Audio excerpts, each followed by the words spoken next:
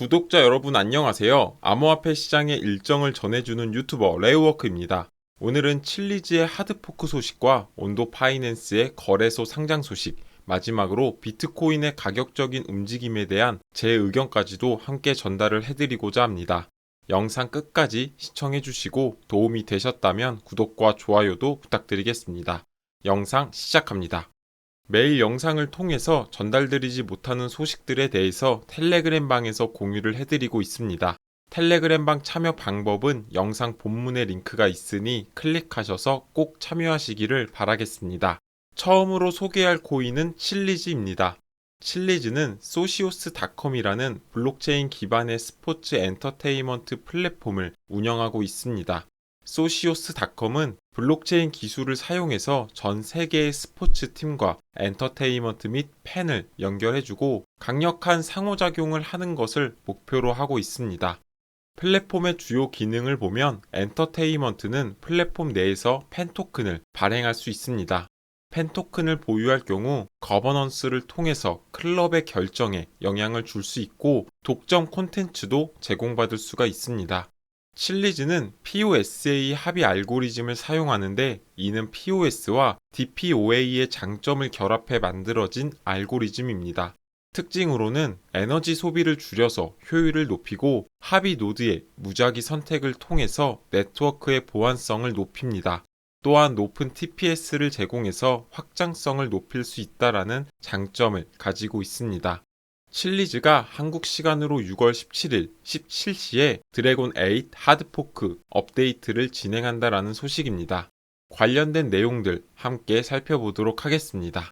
우선 칠리즈가 하드포크를 하는 이유부터 함께 살펴보겠습니다. 칠리즈는 메인넷이 출시된 지 1년이 지났고 사실상 출시 이후에 이더리움과 바이낸스 체인의 다양한 하드포크가 진행되고 있었음에도 개발 속도를 따라가지 못한다라는 평이 많았습니다.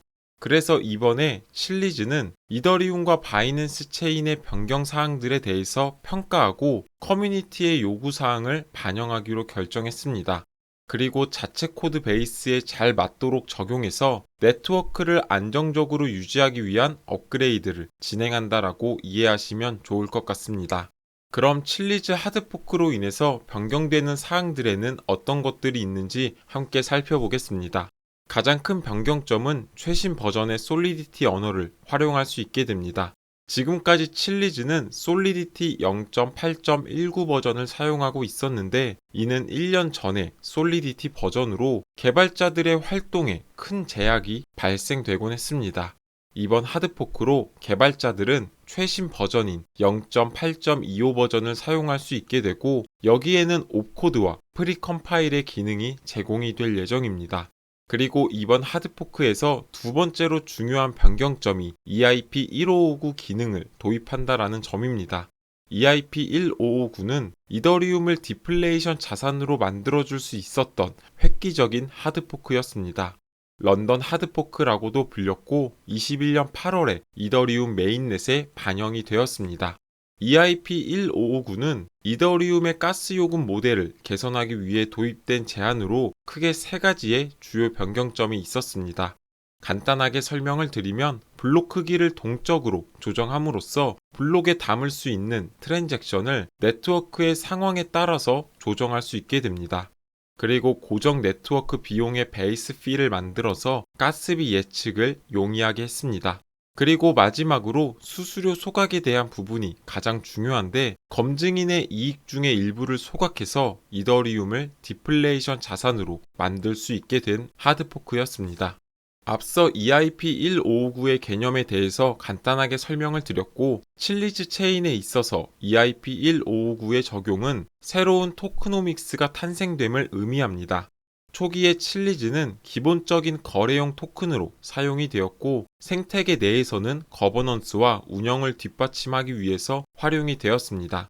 그렇기에 인플레이션으로 인해서 토큰의 가치는 지속적으로 하락할 수밖에 없는 구조를 가지고 있었습니다. 하지만 이번 하드포크로 인해서 거래 수수료 소각 메커니즘이 도입이 되기 때문에 인플레이션이 8.8%에서 시작해서 14년 뒤에는 1.88%로 안정화되는 특징을 가지게 됩니다. 그리고 이는 커뮤니티에서 장기적으로 토큰을 보유한다고 하더라도 토큰의 가치를 유지할 수 있게 된다는 뜻과도 같습니다.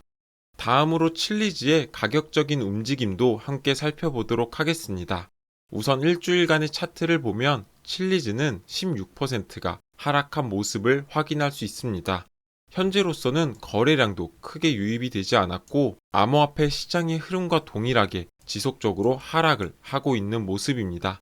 이번 하드포크로 인해서 그동안의 하락폭을 상쇄시켜 줄 수 있을지 지켜보신다면 좋을 것 같습니다.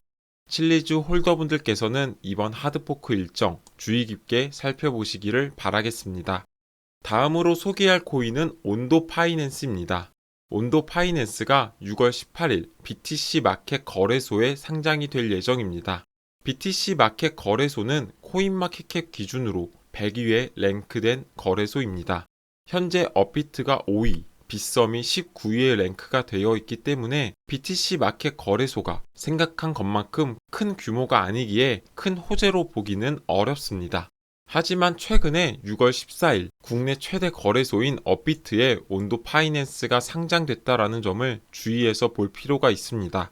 현재 코인베이스, 바이비트, 크라켄 등 대규모 해외 거래소에 모두 상장이 된 상태라는 점을 볼 때 조만간 바이낸스 상장까지도 염두에 보고 지켜보신다면 좋지 않을까 생각하고 있습니다. 특히나 온도 파이낸스는 백커들이 좋아서 과거에 RWA 테마 코인 소개 영상에서도 많이 추천드렸던 코인 중에 하나입니다. 온도 파이낸스는 미국 국채, 채권, 펀드 등의 상품을 토큰화하는 플랫폼으로서 토큰화된 상품을 토대로 대출이나 디파이 프로토콜을 제공하고 있습니다. 온도 파이낸스가 유명한 이유 중에 하나는 세계 최대 자산 운용사인 블랙록과 JP 모건 그리고 코인베이스 등과 파트너십을 체결하고 있고 판테라 등 괴물급 VC들이 투자한 코인이기 때문입니다. 블랙록이 밀고 있는 첫 토큰화 펀드인 비들 또한 온도 파이낸스를 통해서 USDC로 교환해서 자산 이전이 가능한 상태입니다. 비트코인의 ETF 도입을 통해서 엄청난 상승을 이끌어냈던 블랙록이기 때문에 온도 파이낸스 또한 상승할 수 있는 잠재력이 너무나도 높다라고 개인적으로는 생각하고 있습니다. 그렇기에 현재의 가격을 크게 생각하지 않고 바이낸스 거래소 상장까지 장기적으로 두고 봐도 좋지 않을까 개인적으로 생각합니다. 현재 온도 파이낸스의 가격적인 움직임을 함께 살펴보도록 하겠습니다. 지난주 금요일인 14일에 업비트 상장이 있었고 이로 인해서 약 30%에 가까운 상승이 발생하게 됩니다. 그리고 일시적인 상승 이후에 다시 하락세로 자리 잡고 있지만 바이낸스 상장 소식이 전해질 경우 30% 이상의 큰 상승의 움직임을 보여주지 않을까 기대하고 있습니다.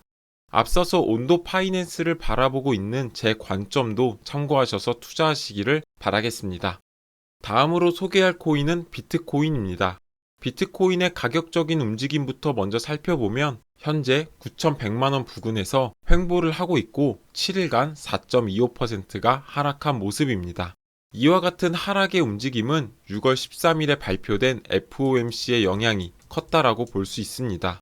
FOMC 결과는 만장일치로 7회 연속 금리가 동결이 되었고 점도표를 통해서 확인해보면 연내 금리 인하 횟수를 3회에서 1회로 축소한 것을 볼 수가 있습니다. 지난 3월 점도표 대비 너무나도 극명하게 상향된 부분이기 때문에 이는 투자 시장을 위축하게 만드는 주요 원인으로 작용이 되고 있습니다. 하지만 그럼에도 비트코인을 기업들이 꾸준히 매수하고 있는 모습을 볼 수가 있는데 오늘은 이 부분에 대해서 설명을 드릴 예정입니다. 구독자분들께서도 보시면서 장기적인 투자에 있어서 마음의 안정을 찾는 계기가 되었으면 합니다. 마이크로 스트래티지는 20년 8월에 21,454개의 비트코인을 최초로 축적하기 시작하면서 현재는 21만 개 이상의 비트코인을 보유하고 있습니다. 마이크로 스트래티지의 매입 전략은 기업들이 비트코인을 인플레이션에 대한 해지와 가치 저장 수단으로서 투자할 수 있는 잠재력을 보여주었습니다. 그리고 기업들이 비트코인을 새롭게 인식하는 계기를 만들어 주었다고 개인적으로는 생각합니다.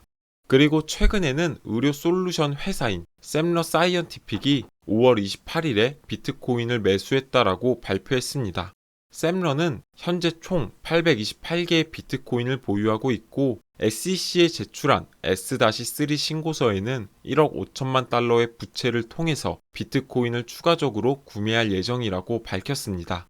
이와 같은 전략적인 움직임은 앞선 마이크로 스트래티지와 동일하게 비트코인의 장기적인 투자의 관점에서 상승에 대한 자신감이라고 해석할 수 있습니다.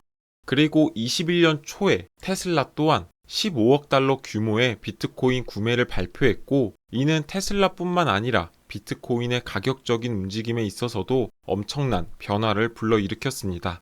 테슬라의 주가는 20% 이상 상승했고, 비트코인은 올타임 하이를 넘어서는 모습을 보여주었습니다. 이를 통해서 비트코인이 기업의 주가에도 영향을 크게 미칠 수 있으며 함께 성장하는 자산으로서 시장이 인식할 수 있음을 보여주는 계기가 되었습니다. 기업이 재무제표에 비트코인을 보유하려고 하는 주요 이점 중에 하나는 높은 수익률의 잠재력이라고 볼 수가 있습니다. 마이크로 스트래티지의 주가만 보더라도 비트코인 투자를 밝힌 2020년 이후부터 지속적으로 상승해서 현재는 1019%가 상승한 모습을 확인할 수 있습니다. 그리고 샘러 사이언티픽 또한 비트코인 투자를 밝힌 이후부터 큰 상승이 발생이 되었고 한 달간 61%의 주가 상승을 보여주고 있습니다. 이와 같은 비트코인 투자에 대한 전략의 성공적인 사례는 더 많은 기업들이 비트코인을 채택할 수 있는 가능성을 보여주고 있습니다. 그리고 이는 비트코인의 가격에 긍정적인 영향을 줄 수 있을 것으로 기대하고 있습니다. 비트코인의 반감기로 인해서 공급은 지속적으로 감소하고 있고 기업의 수요는 지속적으로 증가하고 있습니다. 그렇기 때문에 비트코인의 가치는 지속적으로 상승할 수밖에 없지 않나 계속해서 말씀을 드리고 있습니다. 이 그림을 보면 정상에서 비트코인을 통해서 성공한 사람을 누군가는 저 사람은 단지 운이 좋았을 뿐이라고 이야기하고 있습니다. 하지만 이 사람이 정상에 오르기까지 무수한 베어마켓과 퍼드들을 거쳐서 힘들게 지나온 길임을 알 수가 있습니다. 그렇기에 현재 베어마켓인 상황에서 알트코인 상패 등 퍼드들이 너무나도 많이 난무하고 있지만 장기적인 관점에서 지켜보시면 훗날 이와 같이 정상에서 웃을 수 있는 좋은 성과 낼 수 있지 않을까 생각하고 있습니다. 그리고 마지막으로 코인엑스 거래소에 대해서 소개를 해드리려고 합니다. 코인엑스 거래소의 경우 한글화가 되어 있어서 누구나 쉽게 접하실 수 있고 또한 거래소 신규 가입 시 다양한 이벤트 혜택들이 있기 때문에 가입을 희망하시는 분들은 영상 본문의 더보기란을 통해서 링크를 클릭해서 가입 진행해 주신다면 감사하겠습니다. 오늘의 영상은 여기까지입니다. 투자에 있어서 큰 도움이 되셨으면 좋겠습니다. 해당 영상이 도움이 되셨다면 구독과 좋아요 버튼을 눌러주시고 다음 코인 분석 때 뵙도록 하겠습니다. 시청해 주셔서 감사합니다.